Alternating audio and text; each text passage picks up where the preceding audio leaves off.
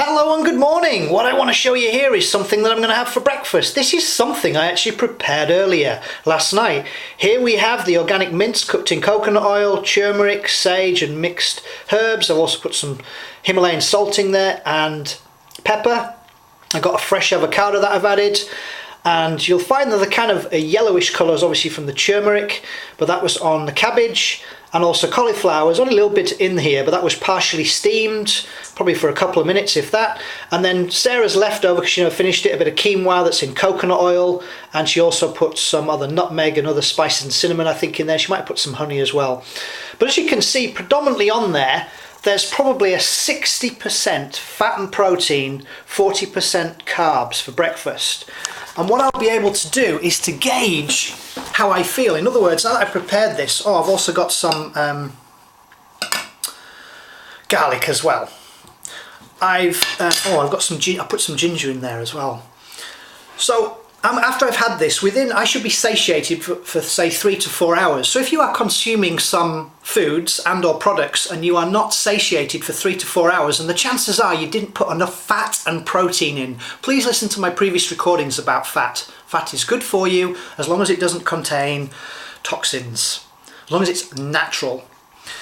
Now what I find interesting are those people that consume cereals. In other words, in my opinion, they're becoming what I call a cereal killer. C-E-R-E-A-L, cereal killer. And there's a far better choice to make. I mean, just turn the packet on the side of your cereal and read what's on there. And the top of it will probably say wheat. Well, wheat is composed of two compounds, gliadin and glutenin. And the gliadin, when it goes in your system, will convert into what's called a gliadomorphin and will actually give you a high. But it also damages your intestinal wall. The villi and the microvilli, which are actually on the stomach, which are involved in the processes of extracting things like your amino acids and your vitamins and minerals, those are going to be eroded away and damaged. So in other words, you won't be able to effectively utilise, absorb the nutrients, the macro and also the micronutrients. Now, this doesn't happen once, it happens over the years of you eating dysfunctional, dead, denatured products. Remember, there's a difference between what I mean by as a food, which was on the menu 10,000 years ago, and a product. So I think what my heart goes out to parents who simply allow their kids to just fill their bowl with cereal. I know it tastes good, but it's a poison. You'll also read on there, usually within the top 3, that it will say something like it'll have either sugar or it'll say glucose or fructose or something that ends in OSE or OL, mannitol, or it'll say IN, multidextrin. They're all sugars, they're all poisons. Remember, sugar is a class A drug. That's right, it's 4 times more addictive than cocaine. I didn't say it was as bad as cocaine, but it's 4 times more addictive than cocaine. And so it's quite easy for them then to get addicted to that, and then they get hooked on it in the morning. And then you probably find some salt in there, and then you go and add what I call the 4th sin, which would be then pasteurisation. I think I've done a YouTube on pasteurisation. We are the only dumb species on the planet that drink milk beyond our weaning years, and we're the only dumber species that drink somebody else's. If you insist in drinking milk, then my recommendation would be find full fat goat's milk, certainly organic if you insist in going with cows, and full fat is best. Again, look at my YouTube on saturated fat. So there are some smarter choices to make if you insist in eating a cereal. So if you want a cereal, I would recommend you go for things like oats, if you can cope with them, quinoa or quinoa, millet, but not too much because that can slow down the thyroid, buckwheat, amaranth. Those are just some examples, and I suggest if you do is that you put them in a pan and then, similar to what I've done here, you then soak them. So that was in the pan. I may have this later, and I've actually got a mixture of millet. There's some oats, I've got some quinoa, I've got some buckwheat, so I always wash that first. I've also got some more quinoa, but that's the dark variety. And there's also here some organic buckwheat flakes. So I like to mix it up, and the reason for that is because they're different amino acids, and that was prepared last night and just left in there to soak. So later on all I'll need to do is to boil it. So nuts, seeds, grains, anything like that, if you want to enhance the richness of them, then please do soak them. So again, coming back to cereals, again, this is my opinion. I'd like you to do your own homework, your own due diligence on this.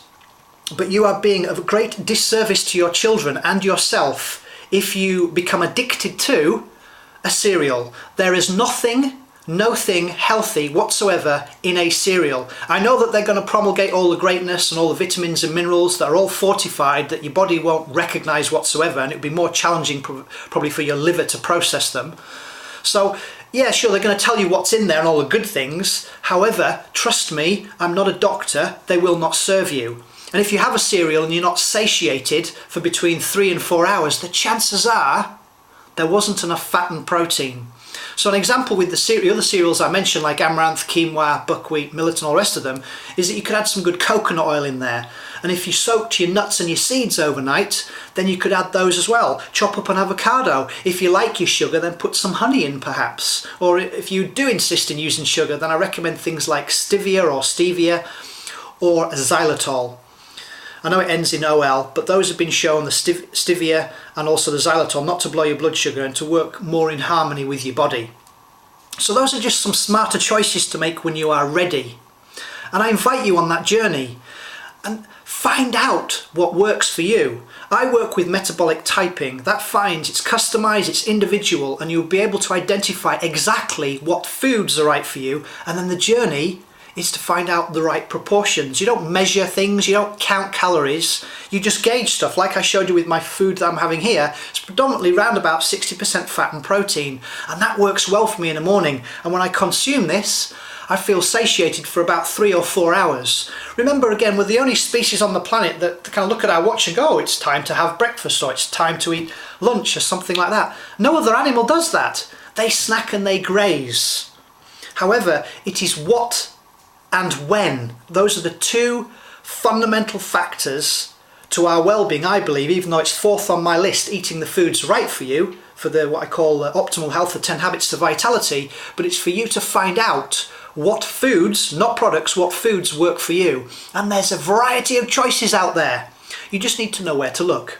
So the invite or the journey today then is to find those foods that you may like or do like the taste of, and work out the right ratios of macro, fats, carbs and proteins, and see how it works for you. My love to you all, have a fantastic day, bye for now.